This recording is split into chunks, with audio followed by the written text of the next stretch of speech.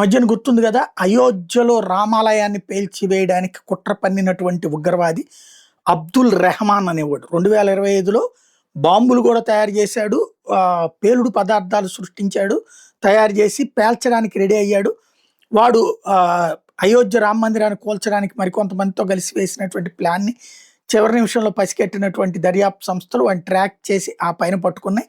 వాడిని అరెస్ట్ చేసి జైల్లో పెట్టారు. వీడు ఫరీదాబాద్కి సంబంధించిన, హర్యానాకి సంబంధించిన ఫరీదాబాద్కి సంబంధించినోడు. గ్రెనేడ్లు, పేలుడు పదార్థాల ద్వారా ఓ రకంగా అప్పుడు ముంబైలో జరిగినట్టు, లేకపోతే పార్లమెంట్ మీద దాడి జరిగినట్టుగా అయోధ్య మీద దాడి చేయడానికి ప్రిపేర్ అయ్యాడు.